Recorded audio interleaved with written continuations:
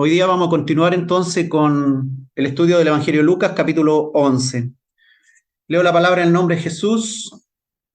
Lleva por título en la versión Reina Valera 1960, una casa dividida contra sí misma. Dice la escritura: estaba Jesús echando fuera un demonio que era mudo, y aconteció que salido el demonio, el mudo habló, y la gente se maravilló. Pero algunos de ellos decían: por Beelzebú, príncipe de los demonios, echa fuera los demonios. Otros, para tentarle, le pedían señal del cielo. Mas él, conociendo los pensamientos de ellos, les dijo: todo reino dividido contra sí mismo es asolado, y una casa dividida contra sí mismo cae. Y si también Satanás está dividido contra sí mismo, ¿cómo permanecerá su reino? Ya que decís que por Beelzebú echo yo fuera los demonios. Pues si yo echo fuera los demonios por Beelzebú, vuestros hijos, ¿por quién los echan? Por tanto, ellos serán vuestros jueces.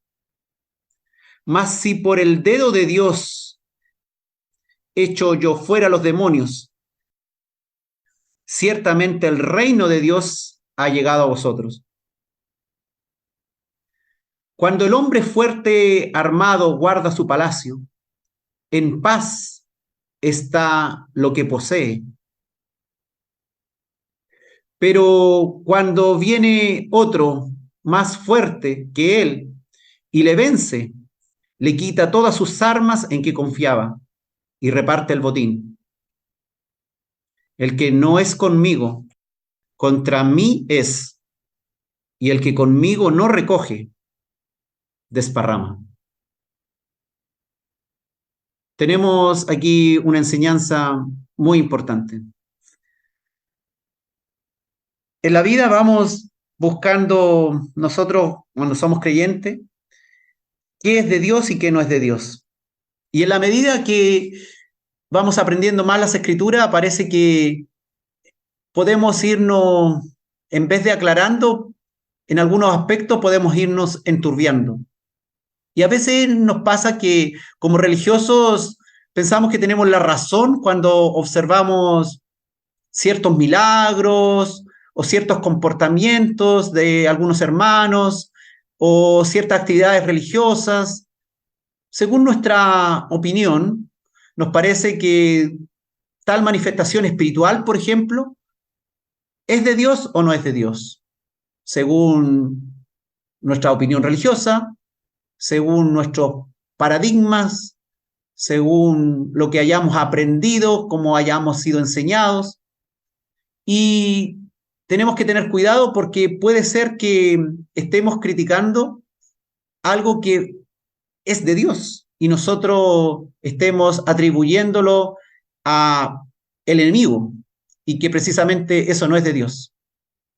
Muchas veces nos enteramos de ciertos movimientos carismáticos que suceden en algunas iglesias. Algunos no están acostumbrados a ese tipo de manifestaciones. Por lo tanto, cuando ven ese tipo de manifestaciones, inmediatamente dicen, eso no es de Dios y se ríen. Puede ser que en algunas ocasiones precisamente sea verdad lo que están diciendo, pero tenemos que tener cuidado porque hay un pecado que dijo el Señor que no será perdonado ni en este siglo ni en el venidero, que es la blasfemia contra el Espíritu Santo. La blasfemia contra el Espíritu Santo entonces debe preocuparnos en cuanto a cómo está nuestra opinión con respecto a lo que vemos. Fíjate que los judíos les había sido confiada la palabra y Moisés, 1500 años antes de Cristo, Dios le había dado los 10 mandamientos y toda la ley que vemos ahí en Levítico, en Deuteronomio.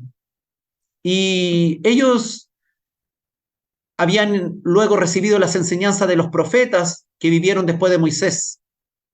Habían recibido las enseñanzas de David, que vivió unos 1000 años antes de Cristo. Habían recibido también las enseñanzas de Isaías, por ejemplo, que vivió unos 700 años antes de Cristo. Ellos sabían que vendría el Cristo, lo esperaban, pero se habían empezado a enredar en todo esto. Los fariseos se habían enredado muchísimo por tratar de perfeccionar la ley dada por Dios, habían terminado humanizándola y distorsionándola enormemente. Tal era el error en el que estaban, que cuando llegó Cristo, llegó el Mesías al cual esperaban durante siglos, no lo pudieron identificar, a pesar de las grandes señales que hacía el Señor. De hecho, ellos le pedían señales. Danos señal. Y cuando el Señor hacía una señal, no sabían reconocer la señal que les había sido dada. Debemos tener cuidado, por lo tanto, qué es lo que estamos haciendo hoy día. ¿Cómo estamos conduciendo nuestro evangelio? ¿Cómo estamos interpretando lo que estamos viendo a nuestro alrededor? Dice la Escritura que estaba Jesús echando fuera un demonio, que era mudo. Y aconteció que salido el demonio, el mudo habló y la gente se maravilló. El Señor usó sus poderes porque Jesús no es nada más ni nada menos que Dios, el Todopoderoso. Es el que había sido anunciado, es el Mesías. Hoy día nosotros lo sabemos, pero los fariseos, los religiosos que esperaban al Cristo, no pudieron identificarlo. Hoy día el Señor se nos manifiesta a nosotros de diversas maneras. Se nos manifiesta a nosotros de maneras tales que puede que no lo identifiquemos.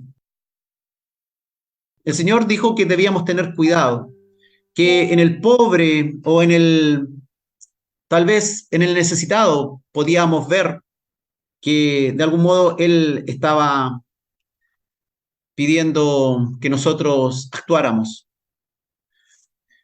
Dice que Jesús precisamente echó fuera un demonio, lo que significaba que Satanás estaba siendo derrotado, porque un demonio representa todo eso que venía caído del cielo, representa al mismo Satanás que con sus ángeles se volvieron desobedientes al Dios de los cielos y fueron echados de la presencia de Dios.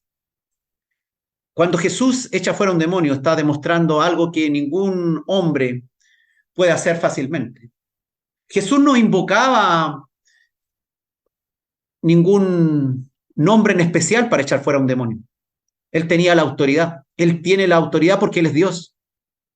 Él no necesita decir en el nombre del Padre o en el nombre del Espíritu Santo o algo así. Él no necesitaba invocar nada, sencillamente por la autoridad que le había sido dada. Él tenía el poder para hacerlo. Y esto representaba para la gente común algo increíble y ellos se maravillaban. Se maravillaban ver a alguien que era mudo y luego escucharlo hablar. Y todo esto, usted sabe que cuando los demonios salen diciendo garabatos, hacen expresiones visibles de que están abandonando al que tenían dominado. Y las personas comunes, el pueblo, la gente se daba cuenta de que había algo especial y muchos pensaban, ¿no será este el Cristo? ¿No será este el que estamos esperando? Pero los judíos, los fariseos, los más entendidos en aspectos religiosos, esperaban un libertador, alguien que llegara con un poder y con una autoridad de tal forma que como David entrara tal vez con un grupo de soldados y con vestiduras reales, entraran a Jerusalén. Pero este hombre que andaba por tierras de Galilea, de Judea y Samaria, era un hombre que caminaba con sus sandalias, que ensuciaba los pies, que se cansaba, que tenía que dormir, que tenía que hacer las cosas comunes que hacen las personas. Dice que en realidad esto era algo que no podían entender los fariseos. Pero algunos de ellos decían de esta gente, y entendemos de los mismos fariseos, por Belcebú, príncipe de los demonios, echa fuera los demonios. Belcebú. Belcebú es un nombre dado a Satanás. Es un nombre que venía de origen de los pueblos filisteos. Era el dios de Cron. Se llamaba Baal Zebú. Baal significa el Señor. Y Zebú significa moscas o desperdicios o estiércol. Por lo tanto, Baal Zebú era el señor de las moscas o el señor de los desechos o el señor del estiércol. Y de una manera despectiva, los judíos se referían al dios de los filisteos. Cuenta el Antiguo Testamento que un día Ocosías, el rey Ocosías, cayó de una ventana y este rey totalmente distante de Jehová de los ejércitos mandó a consultar a este dios de Cron, Belcebú o Baal Zebú, para que le dijera qué iba a pasar con su vida. Uno que era el rey, imagínate, en vez de consultar al Dios verdadero, estaba consultando a dioses falsos. Como también pasa en nuestros días, que prácticamente ningún presidente del mundo, salvo alguna excepción, está guiando a la gente, a su pueblo, a Dios. Pues todos están guiando finalmente a su pueblo al enemigo y se dejan guiar por las modas, por el mundo. Y en vez de consultar al Dios de los ejércitos, están siguiendo al mismo Satanás.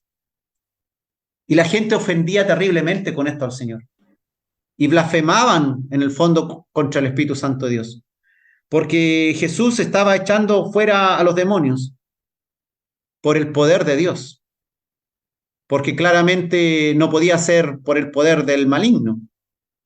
Satanás no podía estar echándose fuera a sí mismo. Era absurdo pensar eso. Y Dios se lo hace ver. Y ellos decían, por el Señor de las moscas, por el Señor del estiércol, por el Dios de los de Cron, son echados estos demonios. Y otros que estaban ahí también dentro del público, para tentarle, le pedían señal del cielo. Pero qué tremenda señal, hermano. No sé si alguno de ustedes en alguna oportunidad ha sido testigo de algo similar, pero qué tremendo que alguien que estaba mudo, anda a saber tú cuánto tiempo, cuántos años, no hay mayor detalle, y de pronto una oración o en este caso alguien que habla con autoridad, nuestro Señor, y queda sano. Y hay un resultado inmediato, visible del poder de Dios. Porque esto ya no era fe, era cosa de mirar, era mirar el resultado de lo que Dios estaba haciendo. Y para tentar a Jesús, le pedían señal del cielo. Recuerden ustedes que el mismo Satanás le pedía una señal grande. Le decía a Jesús, si eres el Hijo de Dios, tírate del pináculo del templo, de tal manera que todos puedan ver que caes desde la altura y quedas absolutamente sano. Es el mismo Satanás que estaba en el corazón de aquellas personas, que para tentar nuevamente a Jesús, le pedían señal del cielo. ¿Qué tipo de señal querían? Bueno, podríamos pensar que así como Moisés subía a la montaña y cuando hablaba con Dios, la montaña humeaba y se encendía en truenos y relámpagos y todo el pueblo que estaba observando la montaña quedaban temerosos por el trueno, por los relámpagos que allí sucedían. Tal vez esperaban una señal de esa naturaleza. O tal vez esperaban una señal como la del profeta Elías, que oró al cielo y cayó fuego desde el cielo que consumió el holocausto. Un día había una sequía grande, porque él había orado para que no lloviera durante 3 años y medio. Y luego, cuando clamó también de nuevo Elías, otra señal del cielo, que fue que llovió después de esa tremenda sequía. O tal vez pedían una señal tan grande como la que hizo Josué, que el sol se detuvo para que pudieran ganar la guerra. Pero el Señor hacía grandes señales. El Señor había calmado la tormenta en alta mar. Hizo que los peces fueran atrapados por las barcas de Pedro, de Juan, y se llenaban los barcos de peces. El Señor hizo que de un par de panes y unos pocos peces, en una oportunidad comieran 5.000 hombres, sin contar mujeres y niños. En otra oportunidad 4.000. Grandes señales. Enfermos eran sanados de una manera increíble. Eran liberados de una manera increíble. Los demonios salían. Tantas señales. Por lo menos en la Escritura hay tres relatos donde resucita muertos. Señales había muchísimas. Grandes señales del cielo. Grandes señales para poder demostrar que él era el Cristo. Dice la Escritura, más Jesús conociendo los pensamientos de ellos, porque el Señor tiene una tremenda, una tremenda capacidad de ver las cosas. Él conoce nuestros pensamientos, es el Dios omnisciente, el que conoce lo que nosotros estamos pensando hoy día. Él conoce todo, conoce tus planes si realmente estás verdaderamente oyendo su palabra o si solamente estás dejando que las palabras de Dios crucen por tu mente y no están haciendo efecto nada en tus pensamientos ni en tu conducta. Le dijo el Señor que todo reino dividido contra sí mismo es asolado y una casa dividida contra sí misma cae. Claro, ¿qué rey va a luchar contra sí mismo? De hecho, ocurrió cuando 1000 años antes de Cristo, o tal vez 900 años antes de Cristo, cuando los hijos de Salomón no pudieron mantener, Roboam no pudo mantener el reino y Jeroboam se fue con el reino del norte y Roboam se quedó con el reino ahí en Judea. La casa se dividió contra sí mismo y no pudo prevalecer. Los mismos judíos ahí en Jerusalén no fueron capaces de reconocer al Cristo. Buscaban a Dios y finalmente se fueron contra el mismo Dios. Y el año 70 después de Cristo fue destruida totalmente Jerusalén y desaparecieron como nación por prácticamente 1900 años. Dice que conociendo los pensamientos de ellos, les hacía ver que era imposible que Satanás estuviera echándose fuera a sí mismo. Y le dijo, y si también Satanás está dividido contra sí mismo, ¿cómo permanecerá su reino? Ya que decís por Belcebú y yo echo yo fuera demonios. Totalmente absurdo lo que ellos trataban de decir. Y Jesús le dice, pues si yo echo fuera los demonios por Belcebú, vuestros hijos, ¿por quién los echan? Por tanto, ellos serán vuestros jueces. Era conocido que en los tiempos de Cristo existían los exorcistas que usaban unos procedimientos increíbles que el historiador Flavio Josefo nos cuenta. Cuestiones absurdas para poder echar fuera demonios.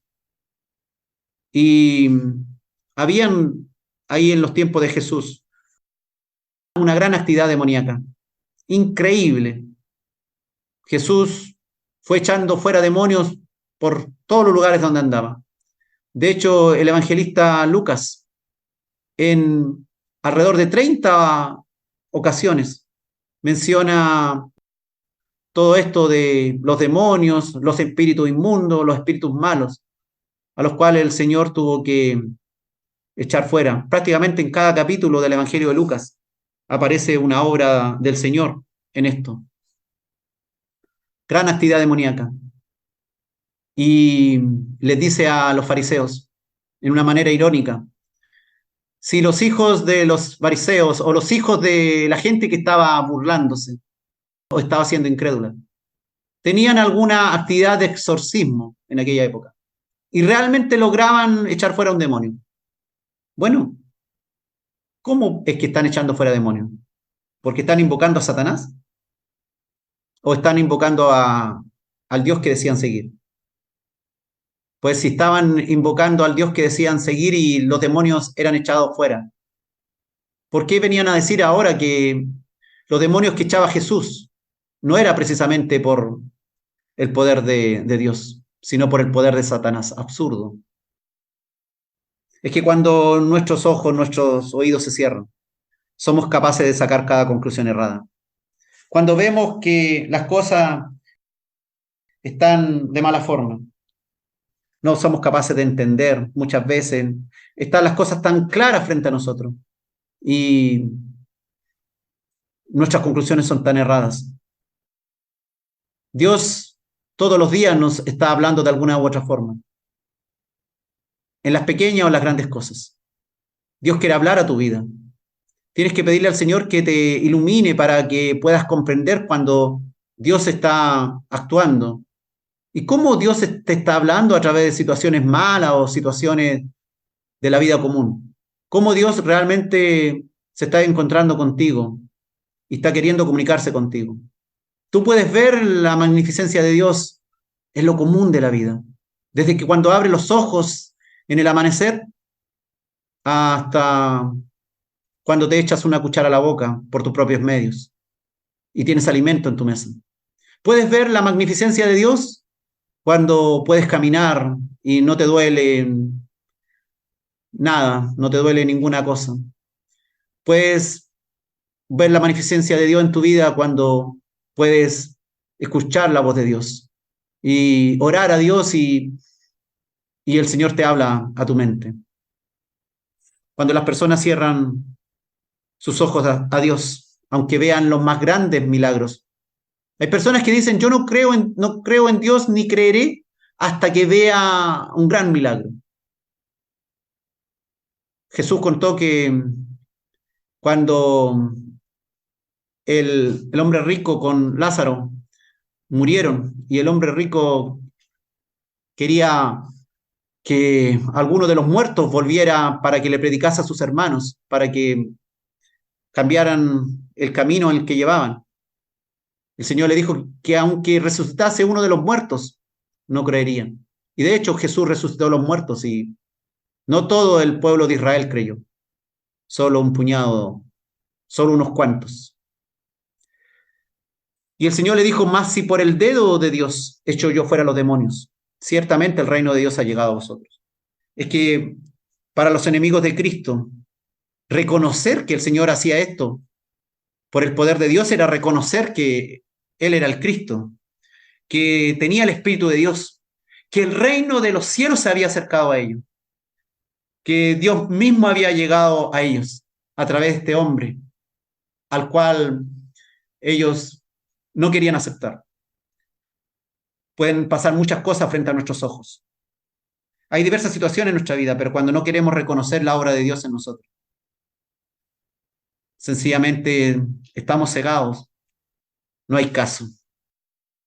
Cuando nosotros vivíamos separados de Dios, nos pasaban estas cosas. Pasaban situaciones frente a nosotros y nosotros no queríamos reconocer a Dios.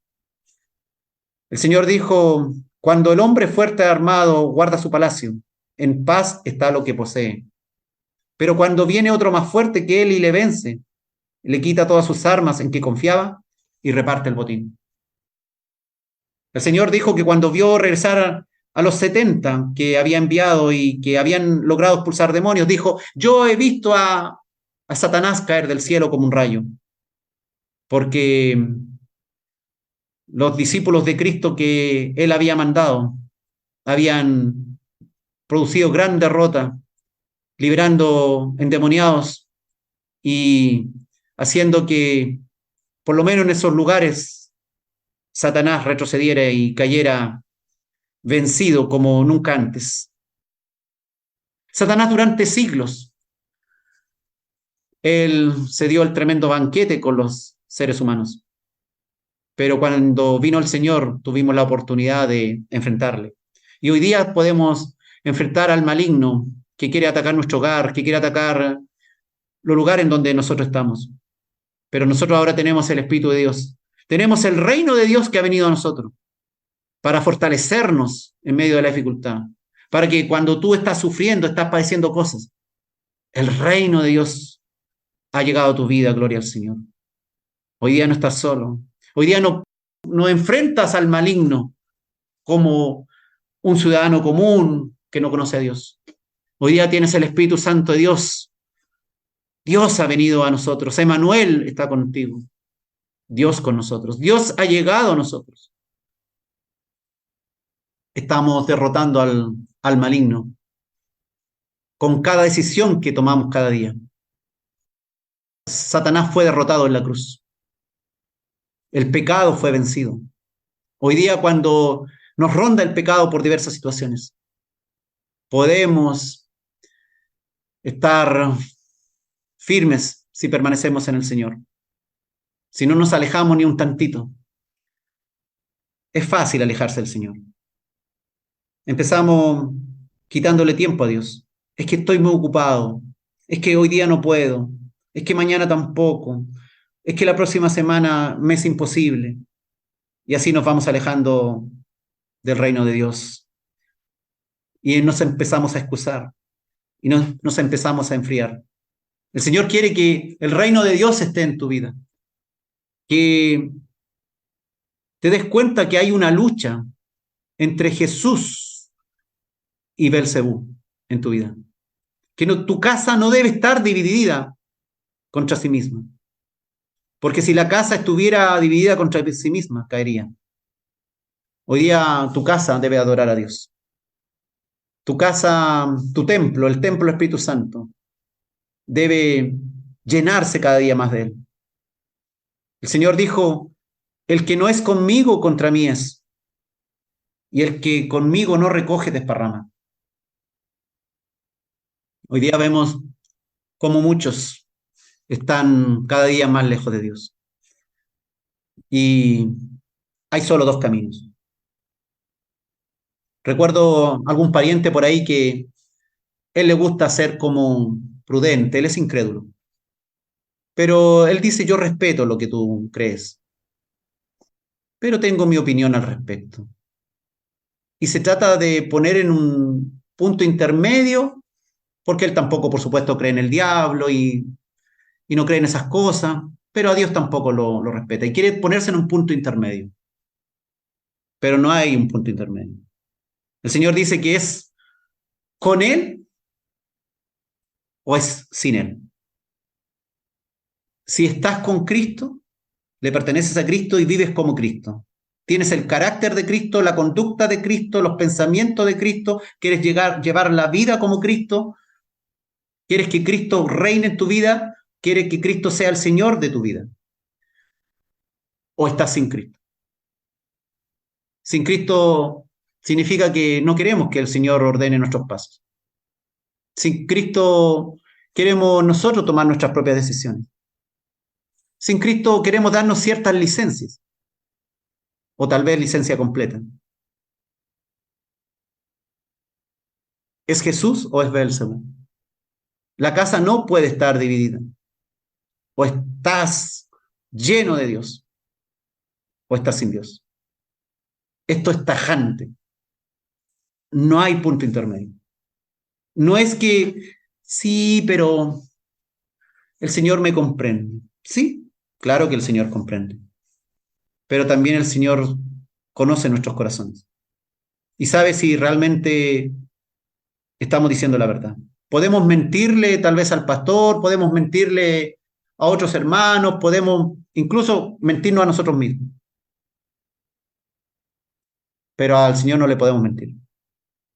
Él sabe perfectamente si estás sirviendo correctamente a Dios, si estás dejando que Él sea Señor en tu vida, si le estás sirviendo de verdad. El Señor dijo, el que no es conmigo, contra mí es. Y el que conmigo no recoge, desparrama. Dios nos ayude, hermano. Dios nos ayude a reconocer al Señor en nuestra vida, cómo Él está obrando hoy día. No está liberando un demonio frente a nuestros ojos, pero está haciendo otras cosas. Hoy día Satanás tal vez no tiene a todo el mundo endemoniado, pero está actuando astutamente. Astutamente. Satanás, recuerda, no es estúpido, es astuto.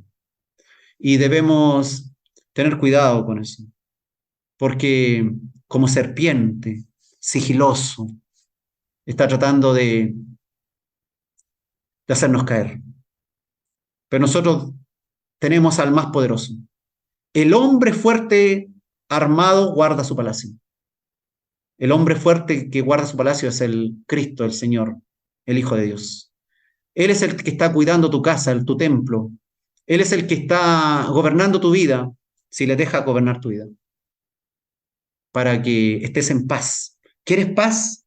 ¿Quieres gozo en tu corazón? Deja que el hombre fuerte, deja que Jesús guarde tu templo. No dejes que venga alguien diferente. Satanás tenía el mundo en sus manos, pero vino otro más fuerte que él, nuestro Señor. Alguien que ni los, ni los mejores predictores religiosos de aquella época podrían haber pensado que el Señor lo iba a hacer de esa manera. Como un hombre pobre, común, con mucha sabiduría, pero era el Dios Todopoderoso entre nosotros. Hoy día el Dios Todopoderoso usa el Espíritu Santo, que es un silbo apacible. Parece que no se percibiese, parece que no lo pudiéramos percibir, pero si le ponemos atención, el hombre fuerte hoy día está con nosotros. Dios mismo está contigo. No hay nada más fuerte que él. Si hay algo difícil en tu vida, muy difícil, no te preocupes, que Dios está contigo. El mismo que echaba fuera demonios, era el mismo que creó el universo y el que te creó a ti, el que te formó en el vientre de tu madre. No hay una tercera opción. O estás con Cristo o estás sin Cristo. El que no es conmigo, dijo el Señor, contra mí es. Y tengamos mucho cuidado, mucho cuidado. ¿Cuál es nuestra opinión frente a algunas cosas religiosas o espirituales que vemos? Cuidemos nuestra lengua y nuestros comentarios, porque no sea que estemos blasfemando contra Dios. Dios nos pide que examinemos los espíritus, que todo lo veamos con cuidado, pero eso no nos da ocasión para hacer como hacían los fariseos y la gente que no creía en Dios, que sin meditar lo que estaban diciendo, hablaban estupideces y despreciaron al Señor. El Todopoderoso estuvo frente a ellos y no lo aprovecharon. Marta, un día con María, recibieron al Señor. Marta estaba muy preocupada en sus quehaceres, en su trabajo, ocupada. Y el Todopoderoso ese día llegó a su casa y no se sentó a escucharlo. Quería atenderlo, quería hacerle un buen servicio, quería darle una buena comida. Pero el Todopoderoso había visitado su hogar y no se dio cuenta. Hoy día el Todopoderoso quiere conversar contigo, quiere dirigir tu vida. ¿En qué te vas a afanar? ¿A qué le vas a dar prioridad? El que no es conmigo, contra mí es. Oh Padre, ¿cuántas veces nos habremos equivocado, Señor? Perdónanos. Perdónanos cuando no te hemos visto donde debiéramos haberte visto. Perdónanos cuando hicimos un mal comentario, hablamos mal sobre alguna situación religiosa o desacreditamos algo o a alguien. Cuando calumniamos, cuando murmuramos, cuando dijimos esto no es de Dios y sí era tuyo, Dios. Perdón, Padre, perdón. No queremos estar contra ti, Señor. Te necesitamos. No queremos que nuestra casa esté dividida, sino que toda nuestra casa, todo nuestro templo, lo llenes por completo. En el nombre de Cristo Jesús. Amén.